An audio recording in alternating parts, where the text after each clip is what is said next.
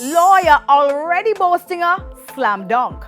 Bert Samuel's convinced he has this one in the bag after police made what he said were libelous claims about his client Popcaan.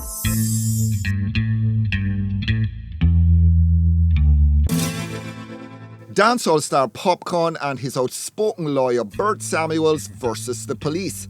Many Jamaicans last week riveted to a breaking story. The dancehall star running into problems with immigration authorities at Heathrow. Yes, so I'm being detained right now, as you know.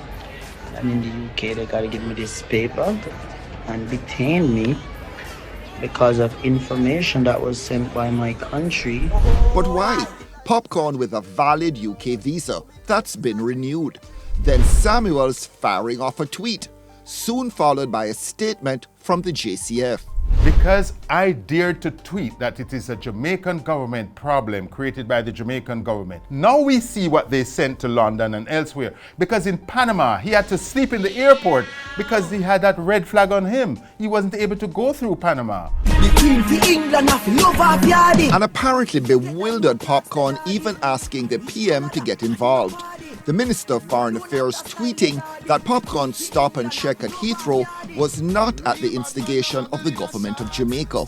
The DJ eventually allowed to enter the UK, but the police here linking Popcaan to 2 arrests in Barbados, one for possessing ganja in 2009, resulting in him being deported, they say, and the other for cocaine possession in 2011. The cops claiming that these arrests, plus other intelligence gathered, generated a so-called green notice by Interpol on Popcaan in 2015. Hence, it seems, his immigration issues. The upshot, the JCF is now being sued for defamation by stating that he was arrested for cocaine in 2011 and a mere arrest 11 years ago. Is it fair to make reference to an arrest and say nothing about where did the arrest go? It's mischievous. And then the ganja. That's the problem. The ganja is 2009, he's smoking a spliff on the beach in Barbados. He's arrested. He pays his fine. And what happens next? In 2020, he then applies to expunge that record in Barbados.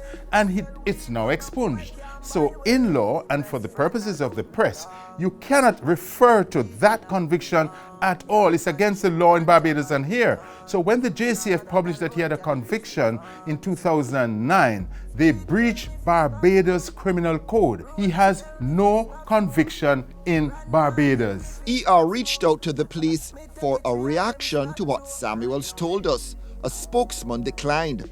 If the cops indeed misspoke, would an apology suffice? An apology would only mitigate because parents are going to say, I'm not sending my daughter, my son to Popcaan's concert because he believes in cocaine and he's a user of cocaine. Have you seen what has been tweeted? He's a cokehead. Oh, I didn't know that he had the coke. I thought it's only ganja and bun.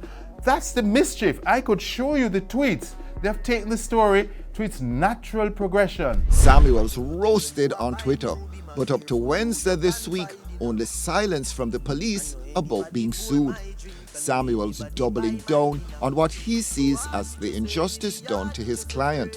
Perhaps an exaggeration to compare the treatment allegedly meted out to Popcaan with what another, albeit far better known Jamaican musician had to endure, but not for Bert. People who carry the Jamaican brand, like our reggae artists, should be, you know how they treated Marley before others loved him. He was a dirty Rasta boy until others accepted him. And you know, why do we do that to our own? Let's see the defense that they'll file. Because the arrest for cocaine didn't happen. And also the ganja is illegal to make a reference to. We're going to try to strike out any defense they put in before a judge to say this is frivolous and time wasting. Let's go count the money. And Popcaan is holding fast. He wants to set an example that you don't frivolously refer to someone's character in that way. And you don't do it as a pushback against his own attorney. You know when a case is absolutely almost like a slam dunk. This one for you is a slam dunk?